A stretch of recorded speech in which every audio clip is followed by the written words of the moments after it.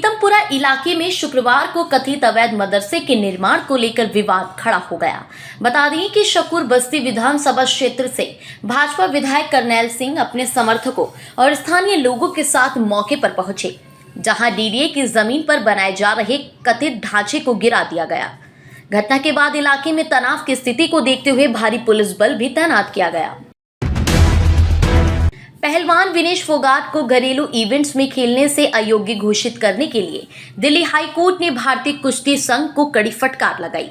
इसके साथ ही कोर्ट ने केंद्र को नए पैनल तैयार करने को कहा, जो विनेश का मूल्यांकन करेगा। कोर्ट ने कहा कि हमारे देश में मां बनने को सेलिब्रेट किया जाता है, ये कोई गुनाह नहीं है और कुश्ती संघ को बदले की भावना से काम नहीं करना चाहिए।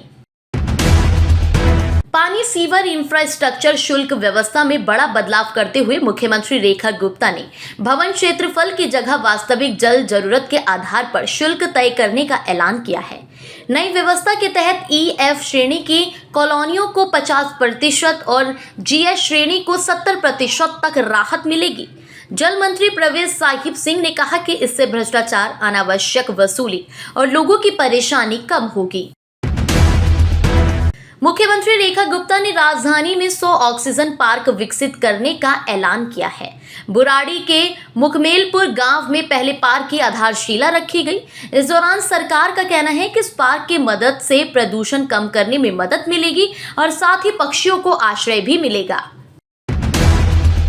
दिल्ली की मुख्यमंत्री रेखा गुप्ता ने सचिवालय में एयरपोर्ट यात्रियों के लिए साझा यात्रा सेवा उबर शेयर की शुरुआत की। पर्यावरण मंत्री मनजिंदर सिंह सिरसा ने कहा कि इस पहल से ट्रैफिक जाम, प्रदूषण और ईंधन खपत कम होगी। नई व्यवस्था के तहत इंदिरा गांधी अंतर्राष्ट्रीय हवाई अड्डा से यात्रा करने वाले लाखों यात्रियों को सस्ती और सुविधाजनक साझा यात्रा सुविधा मिलेगी।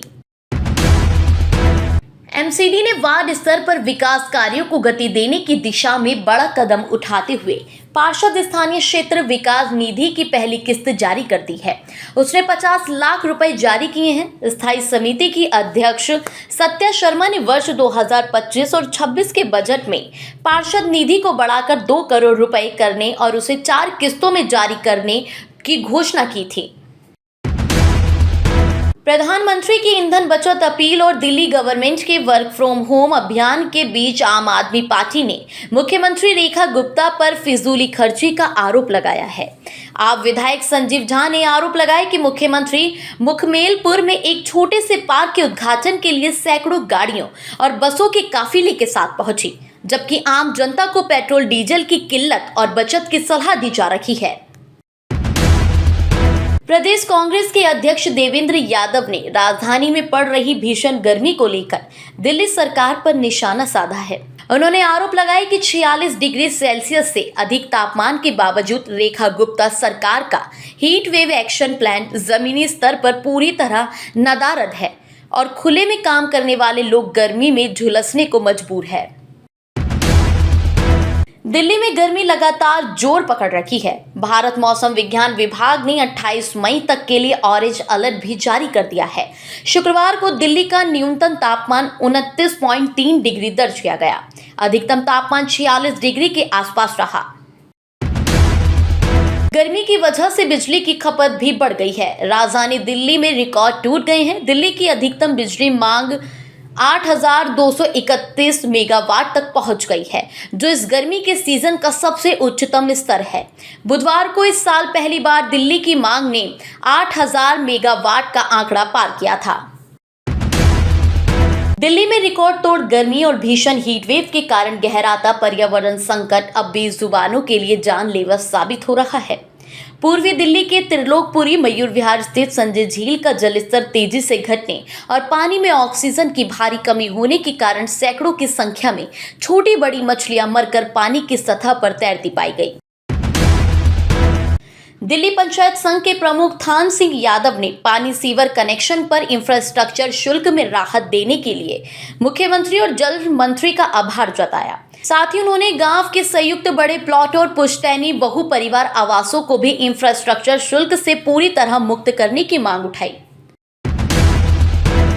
दिल्ली नगर निगम ने ठोस कचरा प्रबंधन नियम 2026 को लेकर सुप्रीम कोर्ट के निर्देशों के बाद सफाई व्यवस्था को लेकर व्यापक अभियान शुरू किया है। सभी जोनल अधिकारियों को निगरानी, कचरा उठान और सफाई व्यवस्था मजबूत करने के निर्देश दिए हैं। निगम वार्ड स्तर पर स्वच्छता समितियां और आरआरआर केंद्र स्थापित करने की तैयारी भी कर रहा है। दक्षिणी दिल्ली के एमबी रोड पर 5 किलोमीटर लंबे एलिवेटेड कॉरिडोर के लिए दिल्ली मेट्रो रेल निगम ने विस्तृत परियोजना रिपोर्ट तैयार करने की प्रक्रिया शुरू कर दी है। करीब 1400 करोड़ रुपए की इस परियोजना से संगम विहार से बदरपुर तक का मार्ग सिग्नल मुक्त होगा। ये कॉरिडोर निर्माणाधीन डबल डेकर फ्लाईओवर से भी जोड़ा जाएगा। दिल्ली विश्वविद्यालय शिक्षक संघ के बैनर तले शिक्षकों ने विधानसभा के बाहर प्रदर्शन कर 100% वित्त पोषित 12 कॉलेजों में नियमितीकरण की मांग उठाई। प्रदर्शनकारियों ने कहा कि लंबे समय से अस्थायी और अतिथि शिक्षकों के रूप में काम कर रही हैं। शिक्षकों को स्थायी नियुक्ति दी जाए। शिक्षकों ने दिल्ली सरकार से जल्द समाधान निकालने की मांग की। दिल्ली की वायु गुणवत्ता गुरुवार को मध्यम श्रेणी में दर्ज की गई। केंद्रीय प्रदूषण नियंत्रण बोर्ड के अनुसार राजधानी का औसत वायु गुणवत्ता सूचकांक 192 रहा, जबकि कई इलाकों में ये 300 के पार पहुंच गया। विशेषज्ञों ने बच्चों, बुजुर्गों और सांस के मरीजों को सावधानी बरतने की सलाह दी। हंसराज कॉलेज में विदेशी भाषा पाठ्यक्रमों के लिए प्रवेश प्रक्रिया शुरू हो गई है।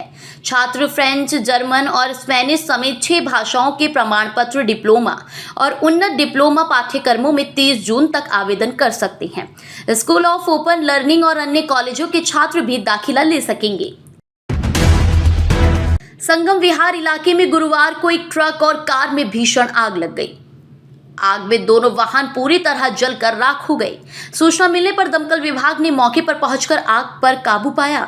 पुलिस के अनुसार घटना में किसी के हताहत होने की सूचना नहीं है और मामले की जांच जारी है। साकेत अदालत ने सड़क हादसे में जान गंवाने वाले मजदूर देवी दीन अहिरवार के परिवार को 33 लाख रुपए से अधिक का मुआवजा देने का आदेश दिया है। मोटर दुर्घटना दावा अधिकरण ने बिना बीमा चल रही कार को हादसे के लिए जिम्मेदार माना और सड़क सुरक्षा नियमों के पालन पर सख्त टिप्पणी की।